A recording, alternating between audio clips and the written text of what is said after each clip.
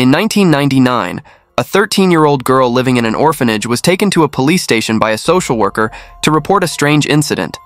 She claimed she often dreamt of a woman with a parasol tree tattoo who kept asking for her missing head to be returned. The police found the case to be unusual and immediately launched an investigation based on the clues from the dream. The investigation revealed a horrifying crime that shocked the Hong Kong public at the time, known as the Hello Kitty murder case. Welcome back to Crime Documentary Files. The story takes place in Kowloon, the geographic center of Hong Kong. Areas like Tsim Sha Tsui and Yau Ma Tei in Kowloon are well-known bustling areas, attracting tourists with a variety of shopping, dining, entertainment, and cultural activities. However, few people know that hidden behind this urban prosperity, in an apartment on one of Kowloon's busiest streets, a gruesome and mysterious murder once occurred. On Monday, May 24, 1999, as Hong Kong entered the final days of May with hot weather and sudden rains, two women, one older and one younger, appeared at the Kowloon police station. The older woman was a social worker from an orphanage called the Boat Quay Women's Shelter near Kowloon Pier. This facility, run by the Social Welfare Department, provides temporary housing and support services for girls in need of protection or undocumented immigrants awaiting processing. Standing next to the social worker was a 13-year-old girl named Ah Fang.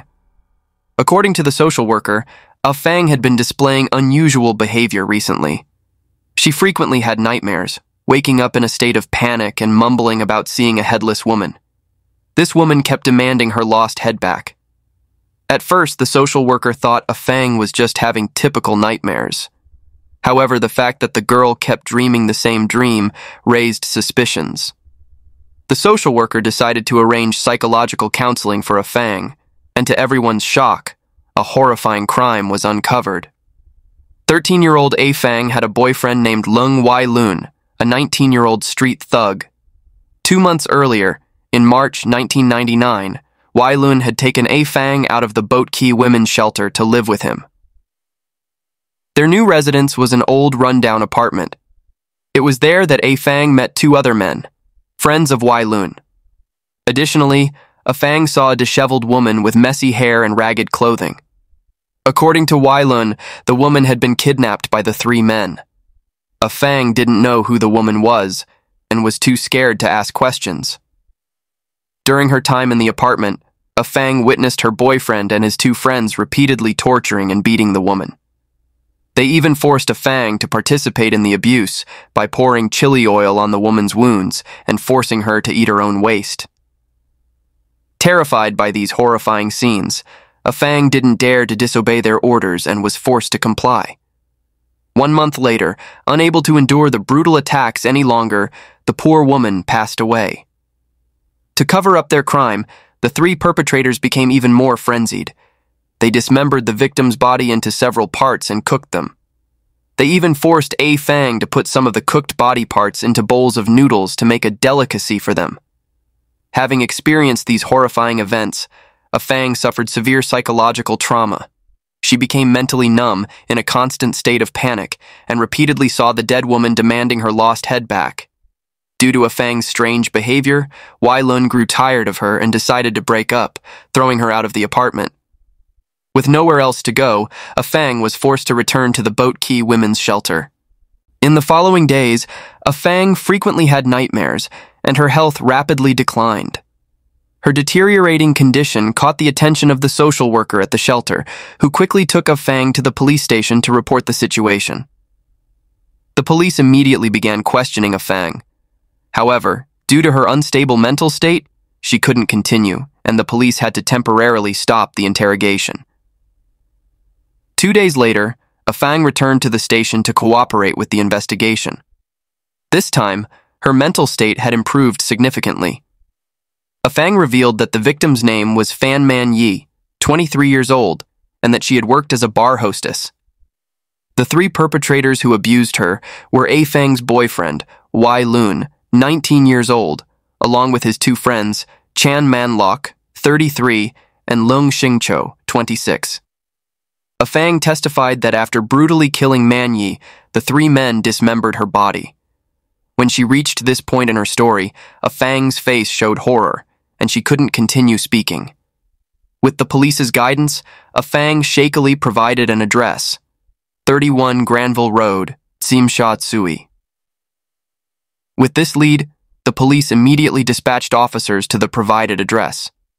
It was an old 5-story apartment building, including a basement and 4 upper floors. A Fang indicated that the crime took place in an apartment on the 3rd floor. Previously, she and her boyfriend had lived in the apartment across the hall.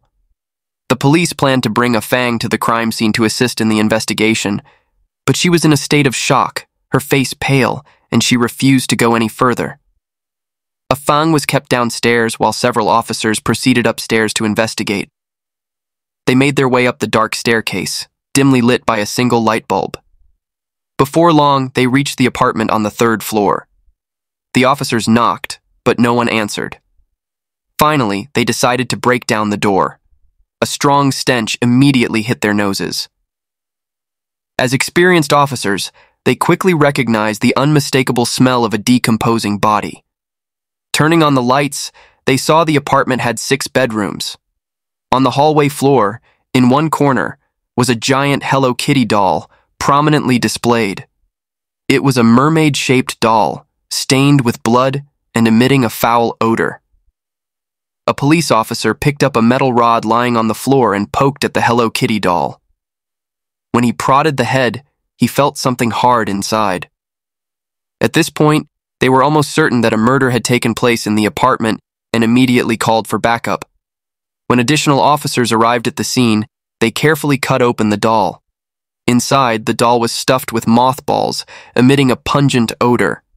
After removing all the stuffing, they discovered a human skull inside the doll's head. The skull had been cooked, giving off a foul stench, with fluids oozing out, and the flesh not yet fully decomposed. Upon initial examination, the skull was incomplete, with the lower jaw missing and only a few teeth remaining in the upper part. The police also found fragments of teeth and hair scattered inside the doll. In other parts of the apartment, they found more teeth, 2 stoves containing mothballs, a small refrigerator, and a hammer. Most notably, on the ground floor terrace, they found a plastic bag filled with internal organs that were not fully decomposed but had also been cooked. The refrigerator had scratches inside, believed to be from storing the body. The 2 stoves were identified as the tools used to cook the head and internal organs. Inside, remnants of partially decomposed body tissue were still present. Since the head and organs found at the scene had been cooked, with the skin, flesh, and hair destroyed, it was impossible to conduct DNA testing to determine whether the victim was indeed Man-Yee. The police enlisted the help of forensic dental experts to assist in the investigation. They used photographic comparison techniques to identify the victim. The photo used for comparison was one of Man-Yee smiling, focusing on the 2 remaining teeth found in the skull inside the doll. The results showed that the size and position of the 2 teeth matched perfectly. From this, the police confirmed that the remains were indeed those of Man-Yee. The victim, Man-Yee, was born in 1975 and was 23 years old at the time of her death. When she was 6, her father left the family due to debt, abandoning his wife and child. Her mother later remarried but didn't want to take care of her. Abandoned by her family, Man-Yee was taken in by an orphanage where she spent her childhood. As time passed, Man-Yee turned 15. She was forced to leave the orphanage and become independent as she had reached adulthood. According to the regulations, children without congenital disabilities were not allowed to stay at the orphanage past the age of 15. After leaving the orphanage, homeless and without shelter, Man-Yee struggled to find work to support herself. However, lacking job skills, she could only take on menial labor jobs like waitressing, delivering newspapers, and so on, but was frequently fired due to clumsiness. When she had money, Man-Yee would rent a room in cheap motels. When she didn't, she was forced to live in filthy, run-down slums. In her reckless youth, Man-Yee associated with some delinquent young men and often spent time with them, cruising through the streets and alleys on motorbikes. Perhaps due to her youthful impulsiveness and curiosity for new experiences, she fell into drug addiction. Her meager income barely covered her living expenses, and now with the added burden of her addiction, Man-Yee was constantly in financial distress. To earn money, she became a sex worker, frequently working in the Yau Ma Tei and Mong Kok areas. Her life continued this way until 1996, when at 21 years old, Man-Yee was introduced by friends to a job at a nightclub. Compared to her previous work, this environment was safer, and the income was higher. After less than a year, Man-Yee met a pimp who frequented the nightclub. The two started dating and moved in together. This man was named Wu Ji-yuan, also known as Ah Hai. Man-Yee fell deeply in love with Ji-yuan. She even quit her job, determined to build a happy life with him. However, Ji-yuan's mother didn't like Man-Yee, believing she came from an unclear background and was a promiscuous bad woman. Because of this, Man-Yee and Ji-yuan were unable to get married. 2 years later, Man-Yee gave birth to a son. She moved in with Ji-yuan's mother in Leika Village, New Territories. For reasons unknown, after living with his mother, Ji-yuan became increasingly violent. Perhaps influenced by his mother's words, Ji-yuan frequently suspected Man-Yee of cheating on him. They often argued, and Ji-yuan even resorted to physically abusing her. Witnessing Ji-yuan's escalating behavior, Man-Yee became determined to leave with her son to avoid further harm. However, she knew that if she left him, she would have no source of income. Therefore, she kept her plan secret while saving money. Man-Yee secretly returned to work as a bar hostess. Previously, she had taken out a loan with high interest. Unable to repay the debt, she was kidnapped at her home by the loan shark, who was none other than Chan, one of the 3 perpetrators of the crime.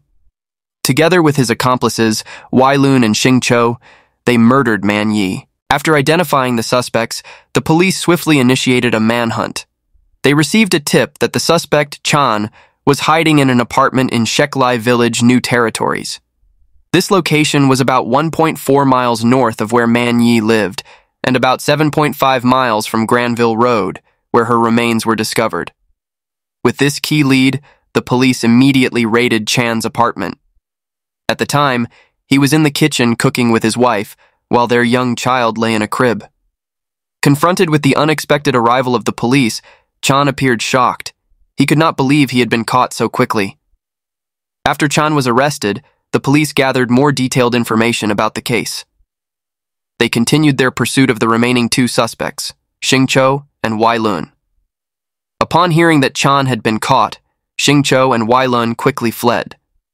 However, 2 days later, realizing he could not escape, Shing-cho surrendered to the police, hoping for leniency from the law. At this point, the last suspect, Wai-lun, was still on the run. After reading the news that Shing-cho had turned himself in, Wai-lun, fearing his hideout would be discovered, fled Hong Kong and crossed the border into mainland China. Upon learning that Wai-lun had escaped Hong Kong, the Hong Kong police contacted Interpol to assist in his capture. 9 months later, during a routine operation, Chinese police stumbled upon Wai-lun. He was unable to produce any identification and was promptly arrested. Shortly after, Wai-lun was extradited back to Hong Kong to face justice. Chan, 33 years old, was the mastermind behind the crime. He worked as a cashier at a nightclub and had known Man-Yee for many years. Additionally, Chan was a member of a notorious gang. His 2 underlings, Shing-cho, 26, and Wai-lun, 19, followed his orders without question. 2 years earlier, Man-Yee's grandmother had fallen seriously ill and urgently needed money for treatment. Man-Yee's boyfriend, Wu Ji-yuan, was a hardcore addict and had drained their savings to fuel his drug habit. In desperation, Man-Yee resorted to theft. She used her charm to approach Chan and stole 8,000 Hong Kong dollars, about 1,030 US dollars, and some other valuables from him. Upon discovering the theft, Chan immediately suspected Man-Yee. He ordered his 2 underlings, Shing-cho and Leung Wai-lun, to go to Man-Yee's house to collect the debt. By this time, Man-Yee had already spent the stolen money. She begged them for more time, promising to find a way to repay the debt. To make money to pay off her debt, Fan Man-Yee was forced to continue working as a sex worker. By this point, Chan Man-lok had become a pimp, forcing her to service clients to pay him back. Sometime later, Man-Yee became pregnant, but didn't know who the father was. Her heavy pregnancy made it impossible for her to continue working. Despite this, the three men did not relent and continued to force her to service clients. Overwhelmed, she had no choice but to comply. Man-Yee had managed to pay back half of the 8,000 Hong Kong dollars. She thought she might finally escape this miserable life, but to her shock, Chan suddenly raised the interest, inflating the remaining 4,000 Hong Kong dollars to 30,000 Hong Kong dollars. It turned out that Chan realized Man-Yee was a lucrative source of income. He had no intention of letting her go and wanted to continue exploiting her to make even more money. Man-Yee was furious but didn't dare to resist, enduring the situation in silence. She continued selling her body, using all the money she earned to pay off her debt to Chan. 1 year later, Man-Yee had paid Chan an additional 14,000 Hong Kong dollars. Including the 4,000 Hong Kong dollars she had previously repaid, she had paid a total of 18,000 Hong Kong dollars, approximately 2,300 US dollars, far exceeding the original debt of 8,000 Hong Kong dollars. Man-Yee still had her family and her own life. She was exhausted from the oppression and control of Chan and his accomplices. She was determined to stop servicing clients and refused to answer their debt-collecting calls. This defiance enraged Chan and his gang, and they decided to teach her a lesson she would never forget. 2 months before the crime occurred, Chan sent his 2 henchmen, Shing-cho and Wai-lun, to Man-Yee's residence to kidnap her. They brought her to apartment number 31 on Granville Road, Tsim Tsui, where she was imprisoned in a room on the 3rd floor. The building at 31 Granville Road had 2 owners.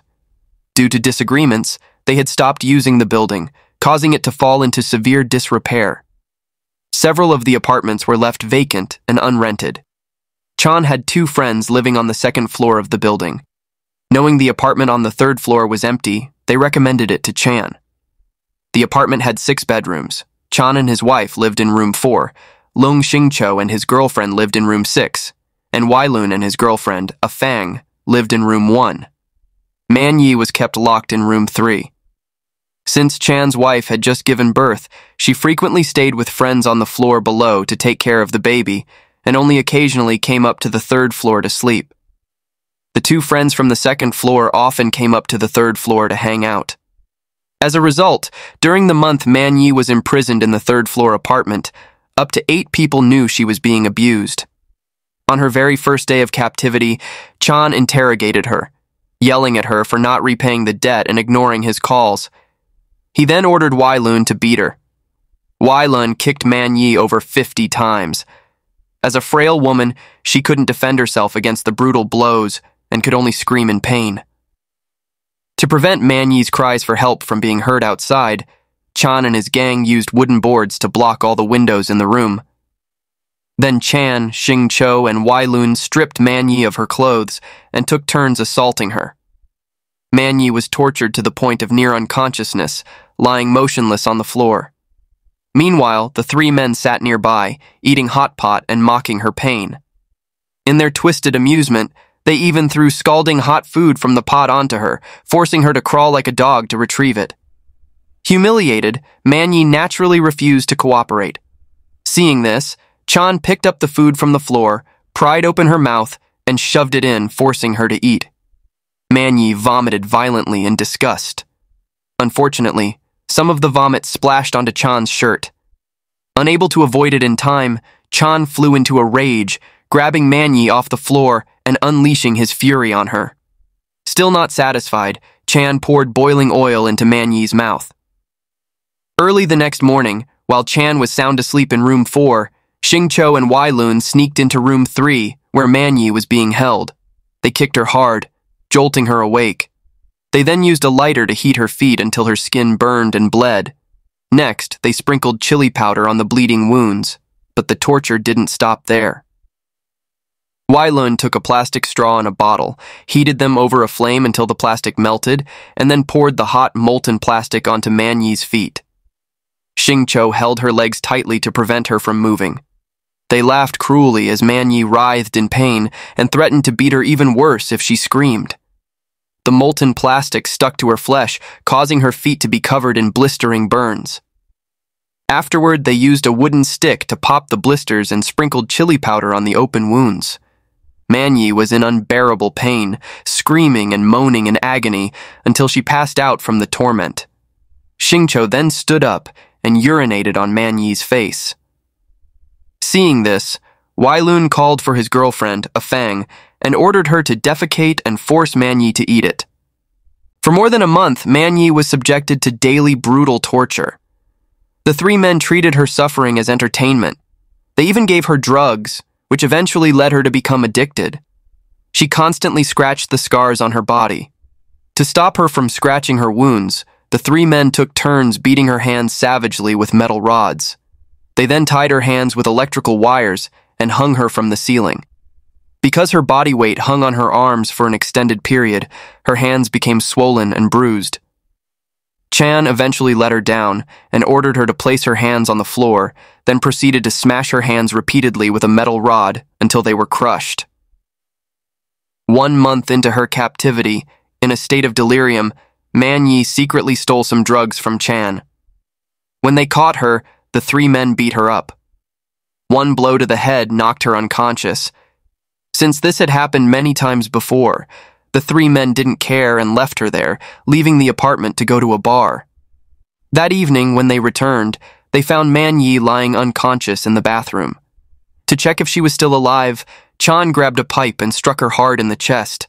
Only then did Man-Yee's body react. When her body convulsed, a Fang cried out in fear. Chan and Wai-lun reassured her by lying, saying that Man-Yee was just having a drug overdose. A while later, Man-Yee went still again. But Chan wasn't finished. He took a lighter and held it to her feet. In excruciating pain, she jerked her feet away. They then dragged her to a corner of the room, and after that, each of them went back to their own rooms to sleep. The next morning, Wai-lun woke his girlfriend, asking her to check on Man-Yee. A Fang went into the bathroom and found Man-Yee lying motionless on the floor. Worried, she placed her hand on Man-Yee's chest, but her heart had stopped and her limbs were stiff. Terrified, a Fang ran back to the room and told Wai-lun and the others what had happened. Fan Man-Yee was dead, but they showed no concern about dealing with the body, leaving her there. It wasn't until a few days later, when the body started to decompose and emit a foul odor, that they decided to take action. They dragged Man-Yee's body out of the bathroom, dismembered it into several pieces, and stored the parts in a refrigerator, waiting for the right moment to dispose of them.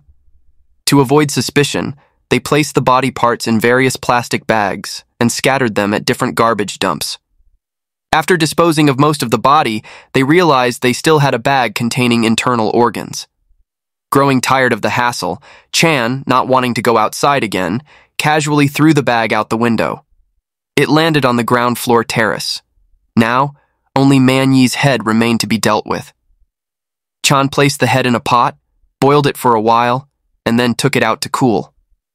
As he stared at Man-Yee's lifeless face, he muttered, "Stay still. I'm going to make you up." He then grabbed a mermaid-shaped Hello Kitty doll, removed some of the stuffing from inside, placed Man-Yee's head inside the doll, and stitched it back up. After finishing with the body, they left the apartment, abandoning the Hello Kitty doll containing Man-Yee's head. In fact, several weeks before receiving the tip-off from A Fang, the police had received complaints from residents at 31 Granville Road about a foul odor in the building. However, when the police checked at that time, they didn't find anything suspicious and assumed the smell was due to pollution in the environment. After the case came to light, some nearby residents mentioned that around April and May, they had often seen gang members coming and going from the apartment, but didn't know who they were. Some even reported hearing chopping sounds from the third-floor apartment, but since the windows were covered, they couldn't see inside. A year and a half later, the case went to trial at the Hong Kong High Court with a jury of 7. Chan Man-lok, Shing-cho, and Leung Wai-lun were charged with murder, kidnapping, and preventing the lawful burial of a body. During the trial, all 3 defendants admitted to kidnapping and preventing the burial, but denied any involvement in the murder. Shing-cho and Wai-lun claimed they were simply following Chan's orders.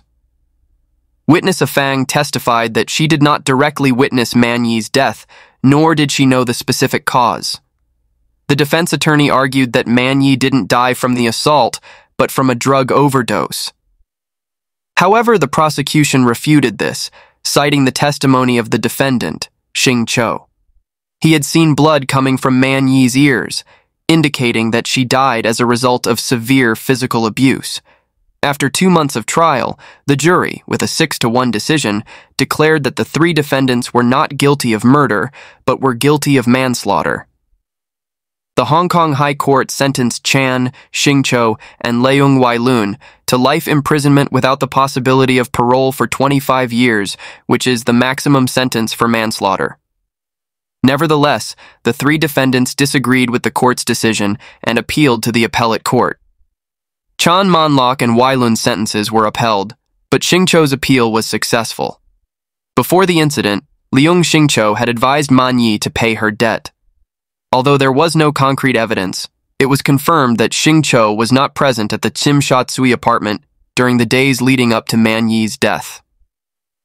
In March 2004, based on Shing-cho's behavior in prison and his decision to turn himself in after the crime, the appellate judge reduced Shing-cho's life sentence to 18 years in prison. In April 2014, Shing-cho was released from prison. However, in December 2021, more than 7 years after his release, Shing-cho committed another crime.